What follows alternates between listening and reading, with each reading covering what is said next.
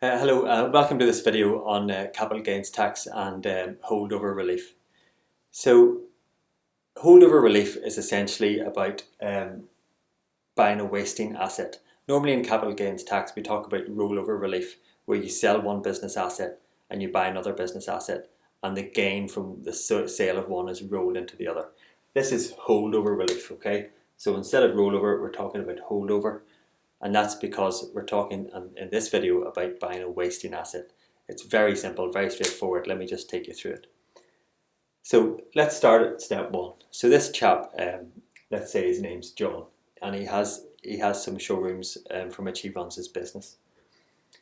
So he decides to sell a showroom, and he gets £150,000 for it. When he originally bought it, he paid £100,000, so his gain is £50,000. So if he did nothing else, he would be liable for capital gains tax on the £50,000, less any allowances that he could apply against that or any losses. That would be his capital gains tax position. That's his gain.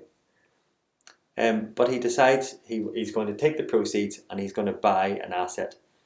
But rather than buying another business premises, another sort of long-term asset, he buys a wasting asset. So one of his other showrooms needs some plant and machinery, say some air conditioning or other bits and pieces.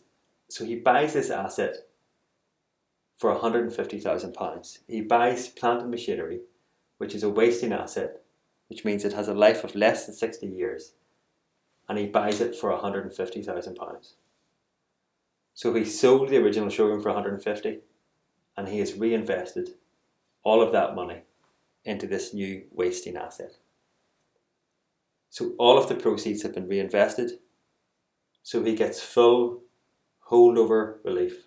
And as I say, it's holdover because it's a wasting asset of the £50,000. So this gain, because the 150 has been fully reinvested, he can fully claim for that gain to be held over. So that £50,000 gain, so let's think of what happens to that. If he did nothing, he would have had to pay capital gains tax, but he's bought this plant and machinery. So this £50,000 that he would have been liable to tax is now being held over, okay? And as soon as he does that, a 10-year clock starts to tick. So he has 10 years until such time as that gain crystallises and he has to pay tax. So it's held over. It sits beside, if you like, the plant and machinery. It doesn't affect the base cost of the plant and machinery. It's parked beside it. And it starts ticking for 10 years, and at the end of 10 years, the bell rings and he has to pay capital gains tax. Unless, within the 10 years, he sells the plant and machinery or he stops using it for business purposes. If either of those two things happen within 10 years, then the £50,000 gain crystallises and he pays capital gains tax on the £50,000 the same way he would have initially had he done nothing. So it's been held over, parked beside this plant and machinery because he's fully reinvested his proceeds. And that's essentially what holdover relief is when you buy a wasting asset. Now, I just want to take this video to the next stage just to, I guess, finish it off. It loops back into rollover relief now, okay? So, say he decides to buy another showroom. He's still got this plant and machinery, he hasn't sold it. He's still got it, he's still using it. But he buys another showroom.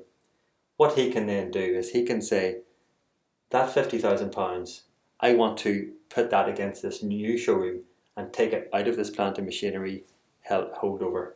So he can, say he buys this new showroom for £200,000. Because it's more than what he got for the last showroom, he can take this full £50,000 and he can claim rollover relief against the cost of this new showroom. So what that does is it just a normal rollover relief scenario, it reduces the base cost of the new showroom from £200,000 down to £150,000 because he's claiming £50,000 rollover relief. Now, there are instances where if you don't fully reinvest your proceeds, either here or here, that this gain will be reduced. But I've covered that in a separate video, so do look at that if you're not familiar with that. But essentially, holdover relief is where you buy a wasting asset and you do have the opportunity, even having bought a wasting asset, to buy a new business asset, a new long-term asset, and then take that holdover relief and put it back into a rollover relief scenario. And that takes it out of the 10-year time scenario where normally you would have to pay tax at 10 years' time. That no longer applies. He has now rolled it over into the new property, and he will only have to pay tax when he sells his property, and the new base cost of 150,000 will apply. So I hope that covers it. It's a nuance within the capital gains tax rules, and it's just something I wanted to cover off for you. Thank you.